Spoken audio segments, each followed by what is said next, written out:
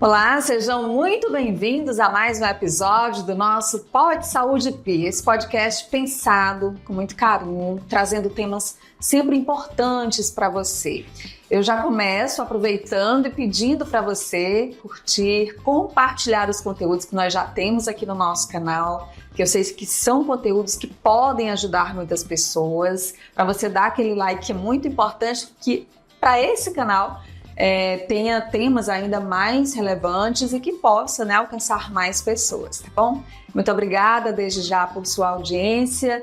Hoje nós vamos trazer um tema muito importante para o dia a dia de praticamente todas as pessoas. Tenho a impressão que hoje quem está assistindo a esse podcast, que vai compartilhar esse conteúdo, vai se identificar em algum momento com algum tema que nós vamos trazer aqui, né? A gente vai falar sobre transtornos ansiosos, é o tema da nossa conversa de hoje, com a doutora Yasmin Lemes, que já está aqui, que é médica generalista, especialista em psiquiatria. Olá, querida, bem-vinda ao nosso Pod Saúde P. Obrigada, prazer muito grande estar aqui. Pois é, prazer também te receber aqui, que eu sei que vai ser uma conversa muito bacana. Queria também agradecer aos nossos parceiros, que fazem esse podcast acontecer, que são a Salus Telesaúde Humanizada, o Hospital Flávio Santos e a Unifísio Saúde. Muito obrigada pela parceria de vocês. Doutora Yasmin, transtornos ansiosos, quando a gente fala sobre isso, a gente, como eu disse agora no começo, a gente tem a impressão de que muitos à nossa volta e nós mesmos possamos estar inseridos nesse contexto. É isso mesmo que a senhora percebe no lidar diário com os pacientes?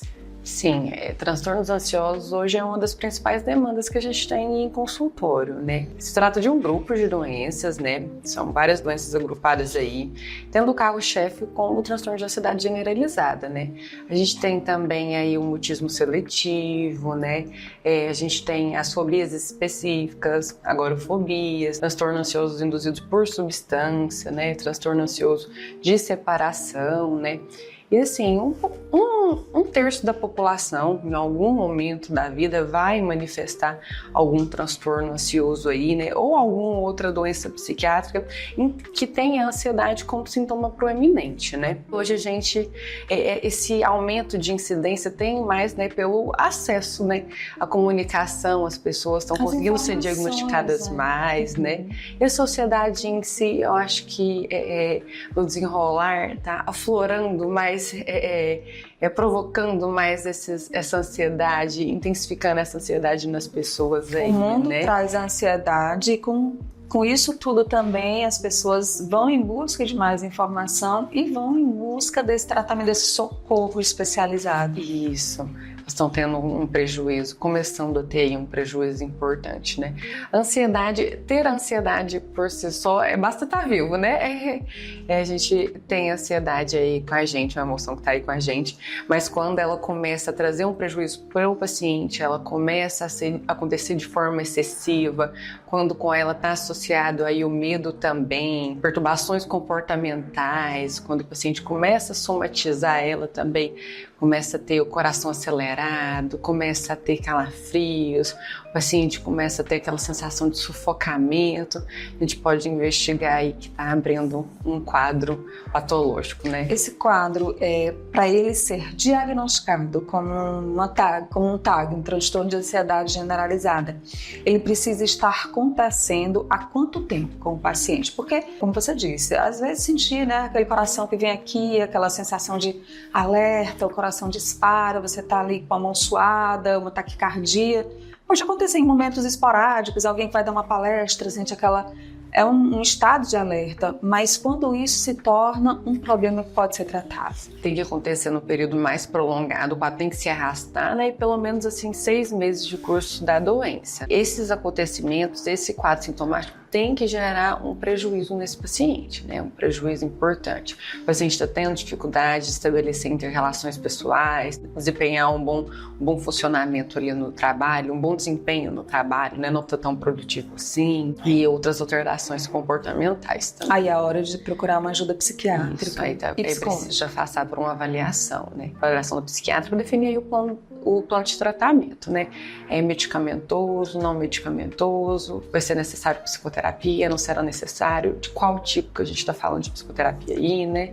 Isso pode acontecer em qualquer faixa etária? Pode acontecer em qualquer faixa etária, isso é mais comum no adulto, né? Adolescência, adulto jovem, adulto. A gente já na infância não é tão comum. Ok, ou seja, a infância é mais leve, gente. Mas tem outros transtornos ansiosos que a gente vai já falar que também atingem as crianças. Isso. Vamos falar do pânico, né? Porque em algum momento isso pode estar relacionado, esse transtorno da ansiedade generalizada, com uma pessoa desenvolve o pânico ou a síndrome do pânico. Como é que ela é caracterizada, doutora Yasmin? Assim, o pânico é quando a gente tem os ataques de pânico, né? E esses ataques de pânico, eles acontecem de uma forma mais frequente, né? Eles acontecem periodicamente. O que seria o ataque de pânico? Seria uma ansiedade excessiva que acontece de forma abrupta. Geralmente ela pode cursar com minutos ou horas e ela é incapacitante. O que a pessoa sente no ataque de pânico? Assim, o que ele pode sentir? Ele ter sudorese, ele se agita, fica irritado, sensação de morte, de não pertencimento. Cada paciente pode acontecer de uma forma, né? Mas o que é mais comum, né? O paciente ele fica ansioso, né? De uma forma bem desproporcional àquela ansiedade adaptativa. O paciente ele não se sente em si, ele se sente fora de si, né? O paciente ele se sente desconfortável naquela situação. Uma taquicardia que não para? Isso, pode ter sensação de asfixiado, de sufocamento, de medo, medo, né? O medo, assim, é normal a gente sentir medo, né? É uma emoção, né? O medo é uma resposta a uma ameaça, né? Real ou percebida, né? E esse medo, ele acontece de uma forma mais intensa maior do que uma situação que poderia ser considerada normal. Assim, isso. Fora totalmente do padrão. Era esperado ter o medo ali, mas ele acontece de uma forma muito maior do que deveria ter, né? A pessoa não tem o controle sobre. Isso, não tem o controle. E pode acontecer em qualquer lugar? Em qualquer lugar, em qualquer ocasião. A pessoa pode nunca ter tido, claro, um ataque de pânico e por causa de determinado fator pode explodir?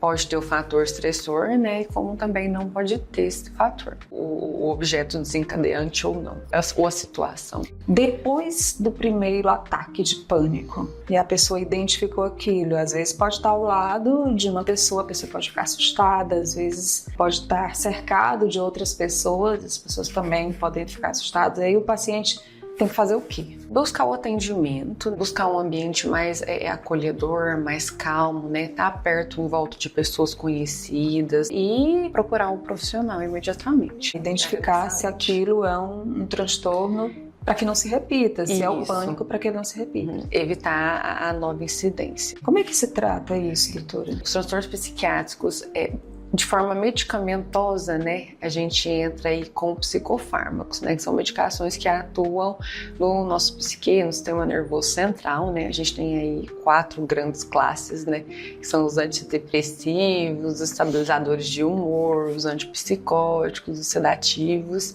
e hipnóticos. Depende da gravidade, do grau que tá esse transtorno aí, né, mas o carro-chefe nos transtornos do pânico tá aí os sedativos e os antidepressivos. Né? É importante saber que é um transtorno que, uma vez diagnosticado, ele tem um bom controle e a pessoa pode viver a vida sem ter o receio de ter novas crises, novos ataques. Sim, o tratamento dele, a gente tem uma resposta bem positiva aí com esses pacientes, tá? Fazendo da forma correta, tomando a medicação, realizando as psicoterapias, tem uma resposta muito boa. Gente, vocês já ouviram falar de transtorno de ansiedade por separação? O que é isso, doutora Yasmin? É mais comum na infância, né?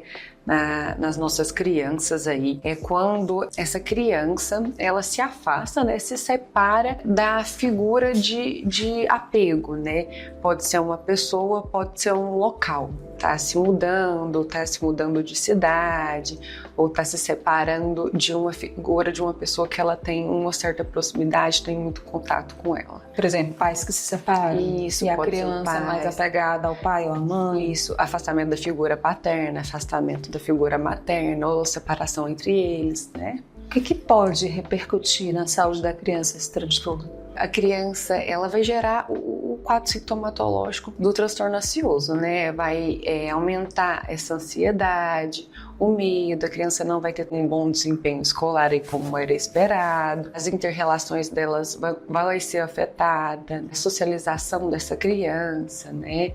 O comportamento dela, ela vai começar a ter algum comportamento atípico, às vezes uma postura isolacionista, né? Um comportamento mais opositor, as birras. Argumentativo, digamos assim, o mais zangadinho, chora mais fácil. Isso, alterações comportamentais como um todo.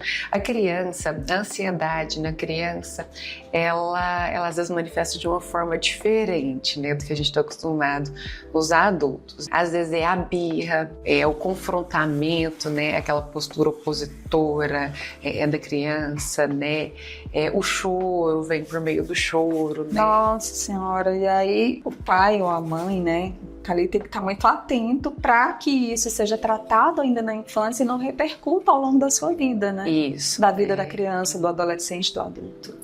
O adulto problema, às vezes pode ser reflexo de uma infância aí, traumática, de uma infância não saudável. Né? A gente tem que olhar bem atento para as nossas crianças, para o comportamento, né? Tá acompanhando elas bem aí. Pois é, a gente está falando aqui desses transtornos ansiosos, já chegamos aqui um pouco na infância, daqui a pouco a gente volta para a fase adulta também, viu? Vamos falar de TOC, transtorno obsessivo compulsivo, que também é algo que as pessoas querem muito saber. Mas ainda falando sobre as crianças, eu queria que a senhora falasse sobre o mutismo seletivo. Eu acho que é algo que muita gente nem sabe que existe. Eu não sabia. Olha que eu sou uma pessoa que eu tenho um CRM retido. Eu gosto de todas as áreas, eu gosto de pesquisar, eu gosto da área de saúde, por isso que o Pode Saúde Pi, né, nasceu e existe. Mas eu, de fato, não conhecia o mutismo seletivo e eu queria que a senhora trouxesse hoje para essa nossa conversa algo sobre. O mutismo seletivo é o fracasso na fala, geralmente ocorre no período da infância, entre os 2 e os 5 aninhos de idade, né? Em situações que eram esperado, era criada a expectativa que a criança falasse. Às vezes ela tem uma boa comunicação em casa, né? Mas na escolinha, quando submetida a situações onde tem um grupo de coleguinhas, né? Que era esperado que essa criança pudesse falar, ele não fala naquela situação específica. Mas aí a gente tem que afastar também transtornos ligados à comunicação, né? O mutismo seletivo não está ligado à comunicação, a uma falha na fala em si, né? No ato de falar em situação específica. A criança, né, fala. Ela só fala, que ela tem a fala desenvolvida. Em determinado momento ela seleciona onde ela fala. Isso. Aí tem que separar os diagnósticos diferenciais, né? Como o transtorno do espectro autista, né?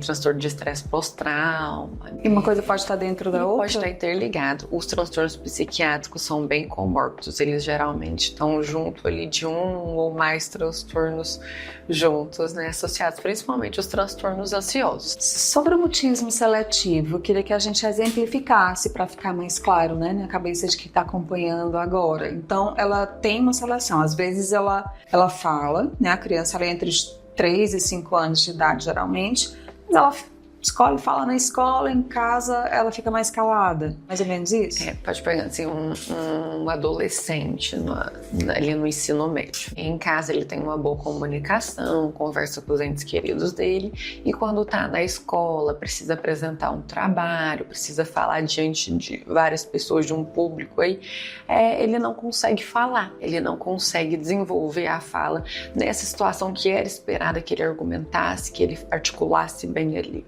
Então não acontece só com crianças? Não, só com criança, né? A incidência é maior na infância, né? Mas temos também adultos. Preciso apresentar um trabalho na faculdade. Toda vez que eu preciso estar ali na frente de todo mundo para apresentar esse trabalho, eu não consigo falar. E o tratamento é uma abordagem psicológica, com um fonoaudiólogo, é multidisciplinar? Como acontece? A abordagem geralmente é acompanhada com um psicólogo, vai depender de cada caso, mas geralmente é com um psicólogo, com um psiquiatra, né, a necessidade do tratamento farmacológico, né? Psicoterapia nesse caso é essencial. É essencial.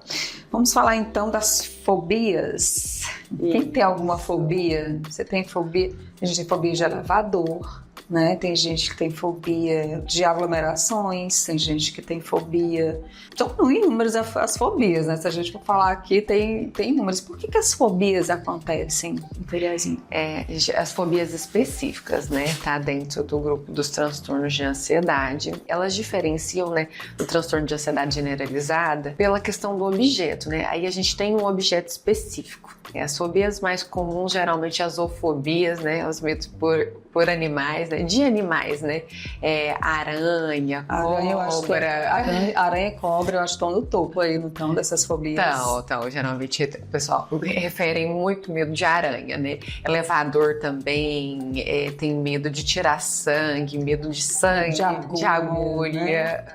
de alturas, são os mais comuns aí. É específico, né? Porque a gente tem aí um agente causador, né? E a gente pode ter um paciente ter multifobias, né? Ter medo de 1 a 3 coisas, né? Geralmente eu digo, não, doutor, eu tenho medo de tirar sangue, tenho medo de aranha também, né?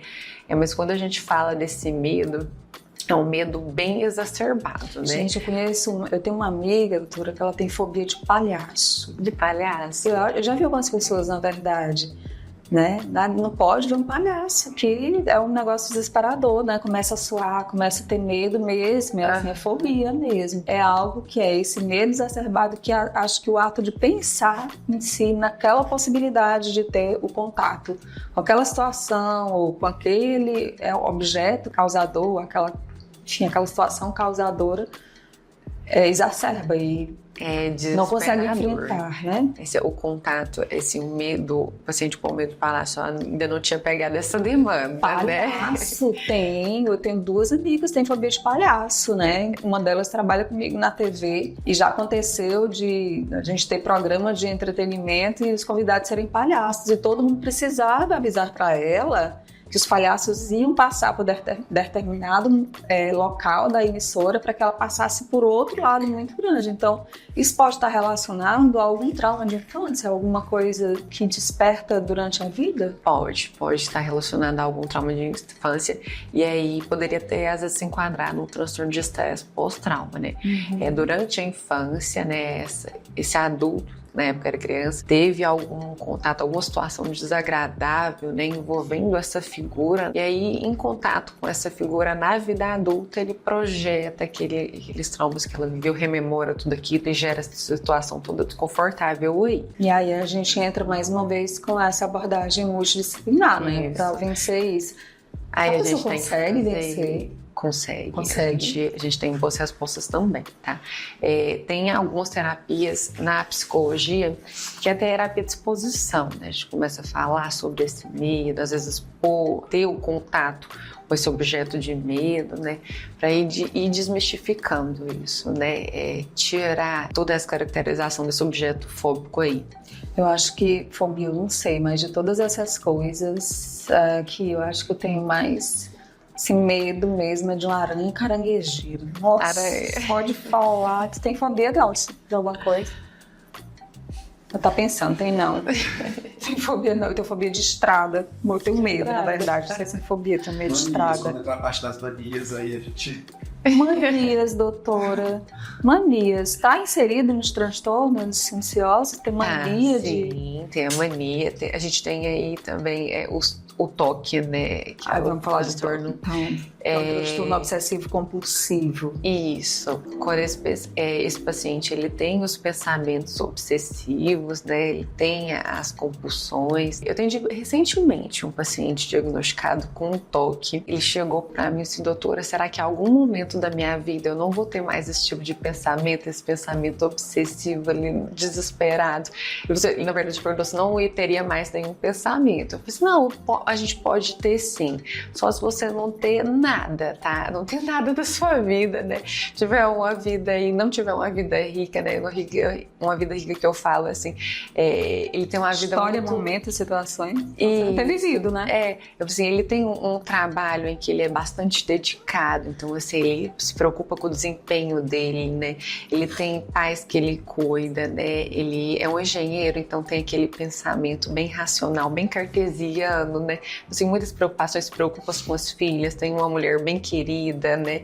Então, assim, não tem o que ele não se importar. Então, ele vai ter, às vezes, um pensamento mais obsessivo aí, né? Ele tem uma vida bastante rica. Aí, agora, quando esse pensamento ele está gerando prejuízo, está gerando o sofrimento nesse paciente, né? E tem que ser tratado, né? Então, vamos dar exemplo aqui de toque, né?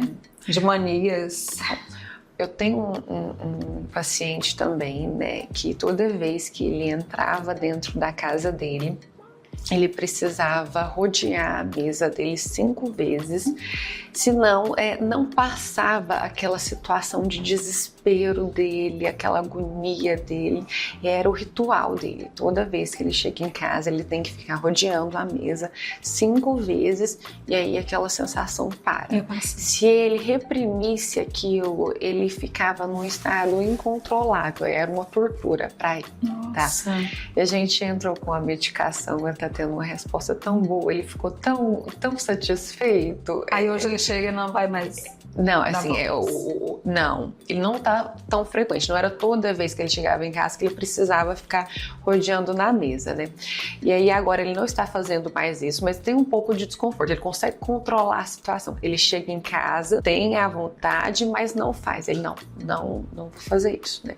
Aí ele fica um pouquinho desconfortável, mas logo passa, né? Ele já tem um controle de alguma forma. Tem, né? ele consegue ter um controle da situação, né? O tratamento é um pouquinho demorado, né? A gente tá fazendo aí a neuromodulação dele, né? Ele vai ter ainda tomar as medicações por um período bem arrastado aí, né? Para evitar recidivas, recaídas. E tem outros toques também, não é só isso. Ele tem o abrir e fechar a mochila. Ele abre e fecha a mochila aí 4 vezes, né? Eu tenho todo o ritual dele. É um paciente com uma característica bem clara, né, do toque. Inclusive tem um filme do Jack Nicholson de 1997, Melhor Impossível, que eu acho que foi um filme que trouxe à época, olha, um filme bem antigo, né, que trouxe à época a divulgação do toque, né, do transtorno obsessivo compulsivo, porque ele lavava a mão direto sem parar, ele contava quantas vezes ele lavava a mão, abria e fechava a porta várias vezes. Então é dentro desse aspecto, né, e saber diferenciar o que é toque, que traz desconforto e prejuízo, de uma mania que pode ser só uma mania que não causa desconforto, né, doutora? Isso, se aquela situação, né, não está gerando um desconforto para o paciente, não está incapacitando ele, não está gerando sofrimento, né? Então, assim, não seja patológico. A saúde mental, o bem-estar mental vai muito além do não ter sintomas, né? A gente tem que ver até onde esses sintomas são perturbadores, né? Até onde esses sintomas tá evitando uma progressão desse paciente, né? Eu acho que é bem a chave isso, né? Porque a gente falou aqui, está falando de vários transtornos, né, da saúde mental, e alguém pode se encaixar em alguma coisa, mas é muito importante deixar claro que isso só se trata de uma doença, só precisa de uma ajuda se gerar esse desconforto, se tiver esses sintomas físicos, é isso? Esse limiar é muito... é muito próximo, né, do saudável e o não saudável, né? Hoje ter saúde mental é um artigo de luxo, né? É verdade. E como eu sei se eu tenho saúde mental, se eu sou feliz, né? Sendo que eu tenho esse sintoma, eu não sei se esse sintoma, se eu estou adoecido ou não, se eu tenho um transtorno psiquiátrico ou não. Eu tenho aquele sintoma. Eu me adaptei a ele, eu tenho uma vida legal, eu sou feliz, sou realizada, estou conseguindo realizar meus planos, estou seguindo em diante, ok, tá? Agora eu tenho aqueles sintomas, isso me gera um entristecimento, isso está cursando com um tempo muito arrastado, isso está me incapacitando, então está fazendo com que eu evolua profissionalmente, eu estou tendo dificuldade de estabelecer um bom relacionamento com uma pessoa em casa, aí isso precisa de uma investigação maior. Gente, tem um transtorno que se chama luto patológico. Esse eu separei aqui também para a doutora Yasmin conversar com a gente sobre isso, porque é algo até recente, né? De se tratar sobre isso, de descobrir como esse transtorno se estabelece, com que prejuízos ele pode trazer à pessoa que perde um ente querido. O luto, né, é algo que comum, de comum acontecimento, né? Mas... E aí eu queria só fazer um adendo que acho que a senhora pode colocar, doutora Yasmin, porque esse luto pode não estar relacionado simplesmente à perda de uma pessoa. Pode ser um luto vivido por uma separação, que não é a perda, a pessoa desapareceu, mas a pessoa vive o luto dessa separação. A pessoa pode ter um trabalho de muito tempo e se separa, quebra aquela rotina, vive aquele luto também, tá ligado? Isso, tá sim. O luto não precisa ser necessariamente a perda física de alguém. Quando esse sofrimento ele cursa com um período muito prolongado, o paciente sempre fica rememorando aquela situação, aquele sofrimento está atrelado àquela perda, aí merece a investigação e merece uma intervenção intervenção medicamentosa, uma conversa com o profissional, com o psicólogo, pra gente falar mais a respeito sobre isso, né? Mas e tem a aceitação da perda, né? Começar a trabalhar nesse paciente, na verdade, ele vai transformar aquela perda, né?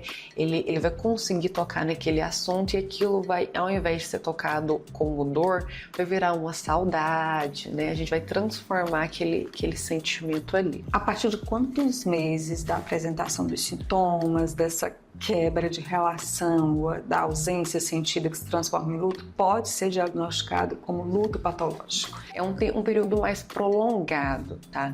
6 meses, 1 ano, isso, um mais? 6 a 1 ano, né?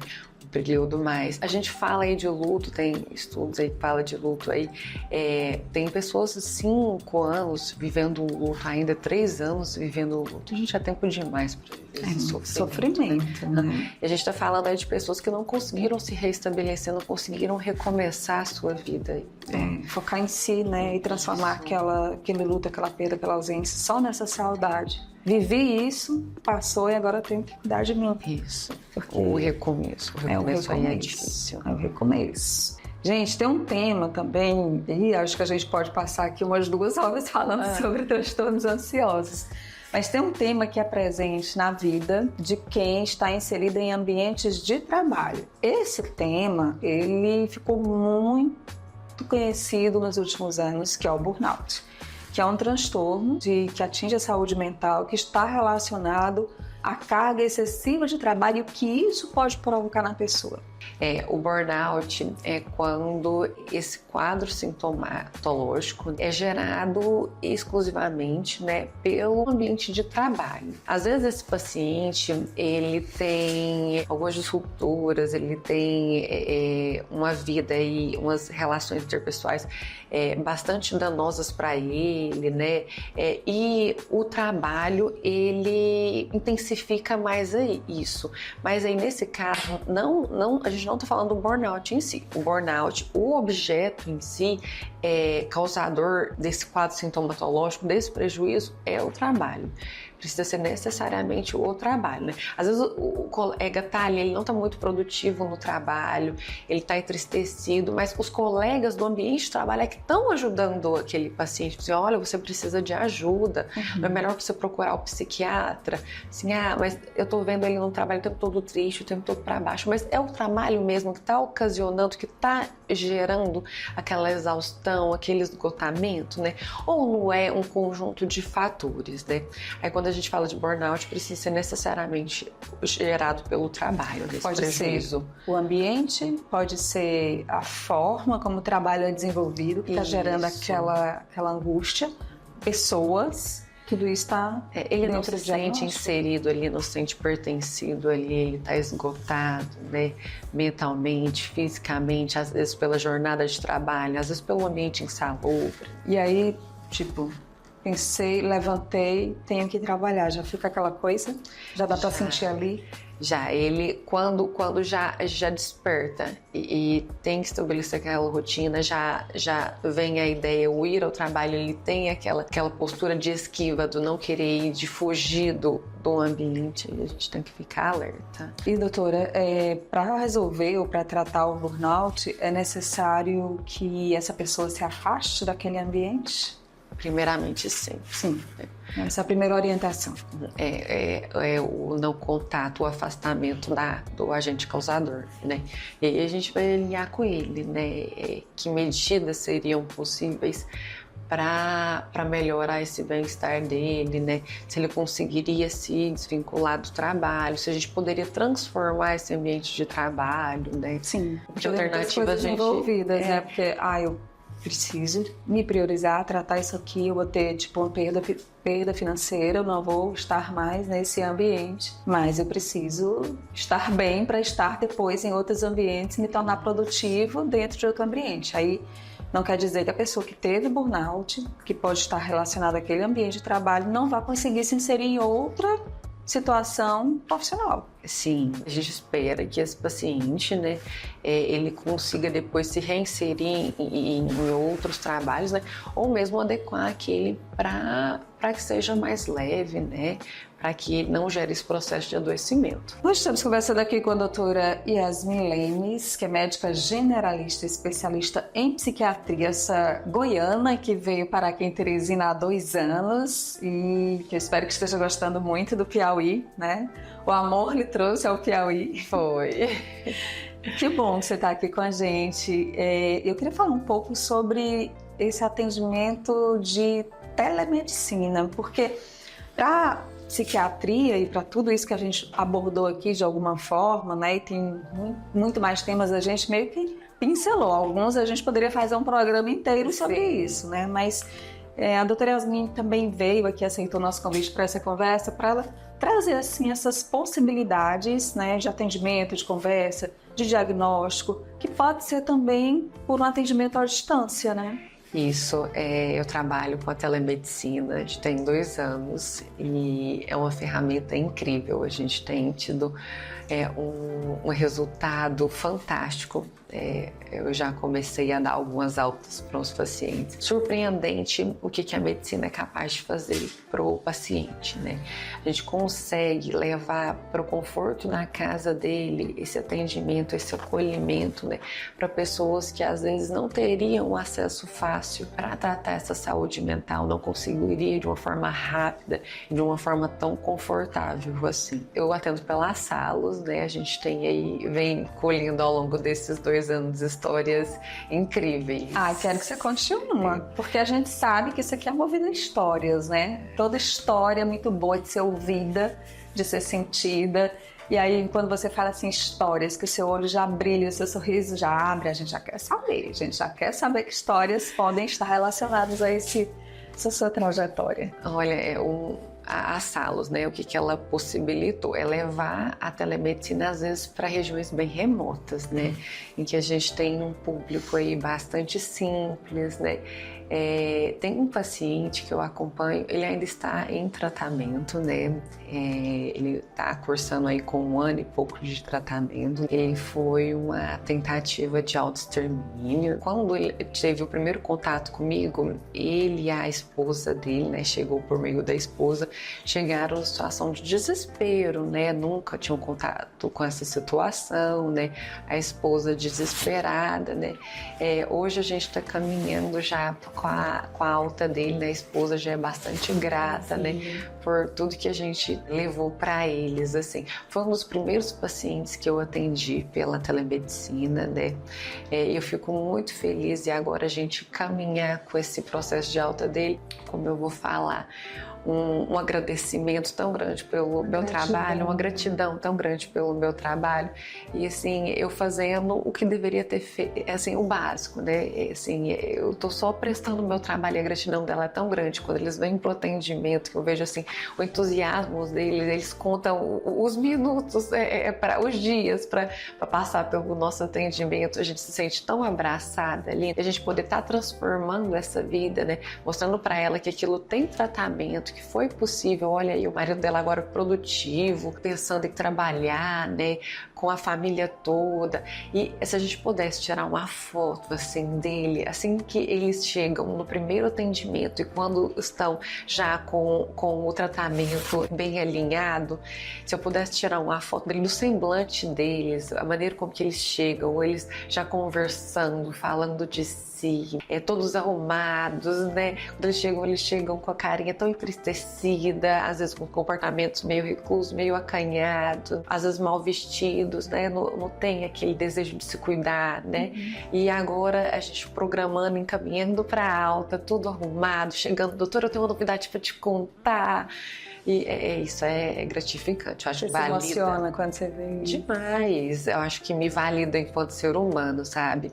Senão, eu me vejo, quando eu entro nesses atendimentos, quando eu começo a fazer esses atendimentos, eu penso, não, eu vim pra fazer isso, essa sensação. Me emociona, viu? Não fale muito da pessoa. Eu tô te vendo, eu já tô me segurando aqui. Não segura, não. Eu acho lindo quando acontece isso. A gente recebe aqui no nosso podcast pessoas que trazem essas experiências pessoais, que mostram o que tem além do médico, do conhecimento que é levado, né, do tratamento que é oferecido. E o médico traz essa humanidade. E eu acho isso fantástico. Então, eu emociono muito com essas histórias e a gente vê que é tão genuíno, né, esse seu sentimento. Imagina, você poder acompanhar uma pessoa que não queria mais viver e aí... E mal sabem eles, assim, que me ajudam muito mais do que eu ajudo eles, né? Eu acho que a gente também é tocado, a gente também é transformado. A psiquiatria, esse contato com a saúde mental, eu acho que me enriqueceu demais enquanto ser humano, para eu entender mais as minhas relações, entender mais as pessoas, entender mais meus sentimentos, né? Entender mais o outro, né? A dor do outro. Assim, antes a gente rotulava, fazia um pré-julgamento. Será que essa pessoa não está em sofrimento, não? Será que não tem como ela ser ajudada? Todo profissional da área da saúde deveria dar uma aprofundada, assim, para a gente humanizar nossos atendimentos, para a gente conseguir fazer um acolhimento melhor. Eu amei essa conversa. Muito obrigada. Que agradeço. Um amor de pessoa, conversa esclarecedora, útil, que como a gente gosta de trazer aqui no nosso Pode Saúde, doutora Yasmin Lemes, e que o Piauí te acolha, que eu acho que já te acolheu muito bem. Estou encantada. Obrigada. Muito obrigada pela conversa. É isso, gente. A gente vai terminando aqui esse episódio do nosso Pode Saúde Pi. Espero que vocês tenham gostado dessa conversa, tenho certeza que vocês gostaram. Agradecer mais uma vez aos nossos parceiros que nos acompanham aqui nessa jornada. Hospital Flávio Santos, Unifísio Saúde, Salos Telesaúde Humanizada, e te dizer que a gente já está preparando os próximos episódios com muito conteúdo bacana e também que esse episódio do Pode Saúde Pi, além de estar no nosso canal aqui no YouTube, né, você encontra também disponível no canal 5.2 da TV Cidade Verde, tá bom? Em algum momento a doutora Yasmin e os nossos convidados aparecem por lá, fica ligado. Muito obrigada, beijo grande, se cuidem, até o próximo. Tchau!